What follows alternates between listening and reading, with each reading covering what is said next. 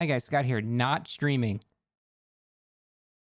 Here's a video, gameplay analysis. I accidentally hit start streaming instead of start recording. That was embarrassing. Anyway, here you go. Halfway through because it's like got cut off. I don't know. For a Demogorgon, I thought this would be a good idea because it was done by request. Actually, I made a video about this person yesterday because they were saying that they had 500 4Ks in a row with demo, which I thought was impossible. Turns out it is impossible because they had 500 4Ks live on stream and then they would like lose games intentionally off stream. So it was a bit disingenuous. I wanted to make sure whether or not it was true.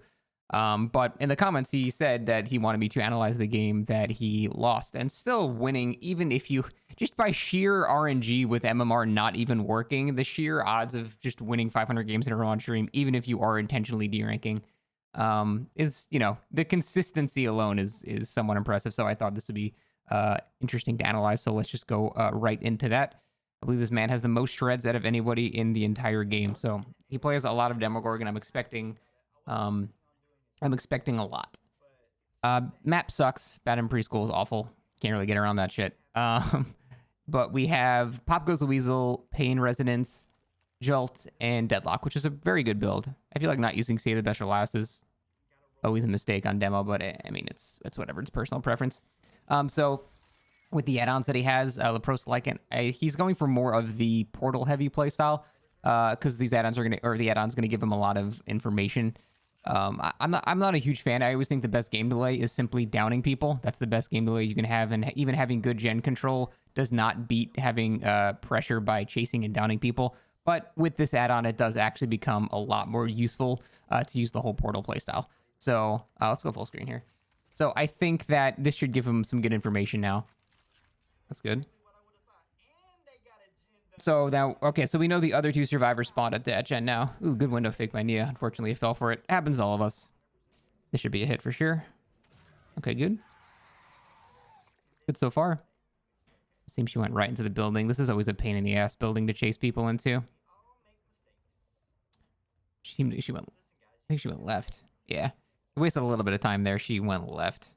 But, I mean, sometimes crashes can be misleading. I don't really blame you for that. So this is like a guaranteed down. This pallet is... That was so greedy. She has to have dead hard. Yeah. Okay, so you could have done something a bit differently here. This is probably the first mistake. If somebody is this greedy with a pallet and they're injured, it is almost a guarantee they have dead hard. And you can... They have dead hard. You can absolutely play around this. So when you get to this point, you should be readying your power. So by the time you get to here, your power is ready, and she's going to be forced to dead hard opposite where the pallet is. And then you just cancel your power. She can't possibly turn backwards and make it towards the pallet, and then she goes down. But let's say worst case scenario, say she doesn't actually dead hard for some reason. Then when you're going around here, ready your power again. Don't go for the M1. Ready it here, and then you shred right here. In the worst case scenario, she'll get there too fast, and you'll probably just break the pallet. Best case scenario, you'll hit her at the end of her dead hard. So definitely a couple of things you could have done better there to deal with that when she telegraphed having dead hard by being way too greedy. Also, kicking that pallet, huge mistake. That pallet is awful. You guaranteed down her in 15 seconds there. So, yeah, I definitely would not have kicked that pallet. It's really, really unsafe. You also, I think, you just had a free down there, too. Yeah, when you see her get into that window, you should be readying your shred already. Ready half a second, charge. Yeah, she would have been dead. So, you could have downed her there as well.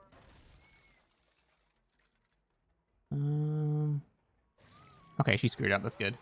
I don't know how she ended up there, but that works out good for you. So, I mean, you lost 1 gen, probably close to 2 gens. I mean, you're not in the worst spot. Now you're going to get some info where people are with Pain Resonance. That's good. Someone to the right. I don't know about portaling this right now. I think you really need to go pressure stuff. But the Pain Resonance that you saw was in the basement, which you basically just never want to go to. And now you're just kind of breaking walls. This is not really pressuring anybody right now. Okay, now you have a reason to be here. That's good. All right, so you're... Oof. So you just went for the hard tunnel there, and you're getting clickied as a result of it, which I don't blame her at all. So, look, tunneling someone out of the match is good if you can do it. But things like DS and borrowed time and stuff like that make it so often it's not immediately worth it to just try to tunnel someone on, like, after their first hook. I mean, demo at check. This is a free down, though. She can't have borrowed time anymore. Like, there's no way she lives. I mean, if she didn't have DS, then this is worth it, I guess. It's a huge risk you're taking, though. She, oh, wow, okay, never mind. She didn't have DS. It sounded like you were surprised she didn't have DS, too. Okay, I mean, like, hard tunneling someone, if you can do it, is good. Like, I'm not pretending tunneling someone is not a smart decision. It's just often not a smart decision because they'll have, you know, multiple layers of defense between Dead Hard, DS, and Unbreakable. Well, I guess Unbreakable, too, and Borrowed Time. So it ends up being very risky to do that. And while you're doing that, you're only pressuring one person instead of pressuring, like, it seems like you're going really, really hard on just kind of camping this person to death. And I get it. I understand. And I think this is the mistake a lot of people make. They think that the best solution is trying to get someone out as quickly as possible, but they don't pay attention to the cost it takes to do that. So right now you are basically having, you know, 3 people unchecked, just sort of doing whatever the hell they want. You only have 3 gens left. So if they chose to let her die on the hook, the game would be over and you would get basically 3 hooks and you would lose. So you're not really in a game-winning scenario right there. And that is kind of the problem with trying to commit to camping and tunneling like that when you don't have 5 gens left. If you hook someone to 5 gens left, it's totally different. But if there's only like 3 gens left, you can't really afford to do that very much. All right, so it seems like you're still going for this Nia. See, at this point, you're committing so much to just trying to tunnel her out of the match that you still have 3 other people unchecked that are just doing gens. So, of course, these gens are going to get done very fast. It doesn't make them a gen rush team or anything like that. They just have nothing else to do because you're just chasing the same person over and over again. She's going to dead hard this. So that puts you in a really, really bad scenario. Just like, look at just the simple math of it. If you have someone on a hook and you basically try to tunnel them out of the match and you only focus that guy, you're going to have 3 other people working on gens that whole time until someone goes to save, right? Now, here you had someone go save pretty early, so it ended up working out a little bit for you. So you really only had like 2 people on gens. But usually if you just camp someone, you have 3 people on gens. And then if you can't actually kill that person, then you still have 3 people on gens. And that is way too much unchecked time. But if you go and try to spread that pressure, like say instead of camping and tunneling that guy, you just hooked that guy instead. And then you go to, you know, walk somewhere else and you chase somebody off a gen. Like you have plenty of information, especially with this add-on. So you can know where they are. And if you chase somebody else off of a generator, now you're chasing that guy off a gen, so he's not doing a gen. The guy on the hook is not doing a gen. The guy saving the guy from the hook is not doing a gen. And suddenly you've gone from 3 people on gens to just 1 person on gens. And then that's how you can slow the game down a lot more. So even though you're not actually killing someone faster, you're slowing the game down significantly more. So it's sort of like a false thing that people fall into. They think getting someone out of the match as quickly as possible is the smartest thing, but slowing the game down is equally smart and perhaps smarter a lot of the time, depending on the perks they have and the situations that you're currently in. Because Nia's just chucking down pallets now because she's on death hook and she knows you are just trying to tunnel her out of the match. So you have to kill her or this is a complete waste of time. But she's getting to the school now where I don't think you can chase her. So you're okay. I mean, now I don't blame you for abandoning that chase. Once you get to that school, yeah, you're not going to win that chase. So I think that's smart. Bouncing off her, not going to the school again, very smart. But at this point, I think you've dedicated too much time. You could have hit that 100% if you shredded. Let me just make sure. Oh yeah, 100%. You should have shredded that.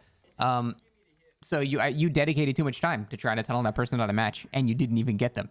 So now you are in a massively losing situation. And if you just tried to kind of spread pressure elsewhere, I can't say it would have gotten you better results, but it almost definitely would have. I can't see the future, but spreading pressure, it seems weird because you're not tunneling a guy out of the match, and that means more survivors will be alive longer, but you are also slowing the game down drastically, so it ends up not being that bad. So you see that they're on that generator now. One's going to the school, one's going... I guess they're both kind of going to the school. Oh, don't kick the generator, man. That is like a rookie mistake. You never, ever kick generators when you know where people are, unless you have, like, a perk that involves it, like Overcharge or Pop or Eruption or something like that. You don't have any of those perks. So losing distance on a chase to just kick a generator is pointless because I guarantee the second survivor immediately canceled that. And yeah, they did. They immediately canceled it. Oh, stop doing it. Okay, I guess you kind of canceled it halfway. Yeah, don't kick generators like ever. There's just no point to doing it unless you have a perk that involves kicking gens. Then there's a point. but you do not have any. So that is just huge waste of time for absolutely no reason. It is one of the biggest common mistakes I see with killers. They just kick gens, and then 2 seconds later, survivor taps it and instantly negates it. Oh wait, did you just try to kick it again when it was deadlocked? All right, this should be a hit. That was actually a good juke play, Nia. That was good. Not that you would down her anyway. She would still have the school, so. Stop kicking the generator. You literally saw somebody and you just left them. It's painful.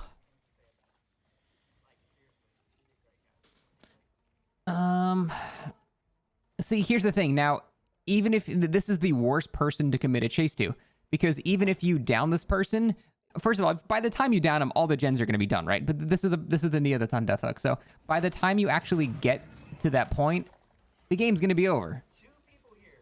I think they just finished this in your face. Yeah.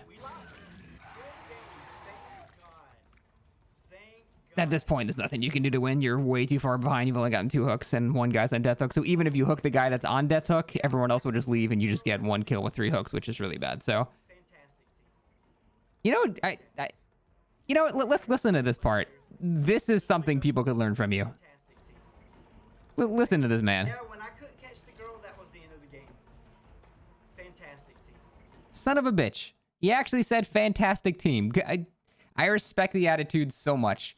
I think there's a lot of mistakes you made in your gameplay, but the attitude that you have is probably better than like 99% of players in this game. So every other person that lost this match in this way would be blaming somehow Survive with Friends. They'd blame the map. They'd blame your perks not getting value. They'd blame whatever. The first thing you say is they played amazing. So immense respect to you for that, man. That is, if we could have more people with that attitude, this game would be so much better. So absolutely respect for that. I mean, it's not technically over. I don't know how you got that down or why Huntress just made a sound there, but thank you very much, guy who was subscribing to me off stream, I guess. I don't know. Yeah, I mean, at this point, you can't win. You might be able to get a couple more hooks, though. Like, if you don't have 8 stacks to save the best for last, Demo can't really do anything about this scenario where you've got 1 survivor left, or where you got 1 survivor, like, yeah, I mean, he's got really no snowball type of potential there, so there's not much you can really do. If you have 8 stacks to save the best for last, bro, why are people subbing to me while I'm not even streaming? Please stop. All right.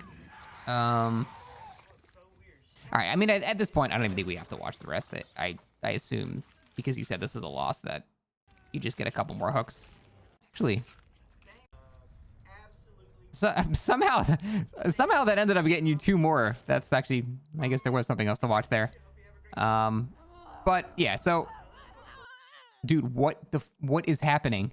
I think someone is trolling me right now. I need to stop this video and find out what is happening.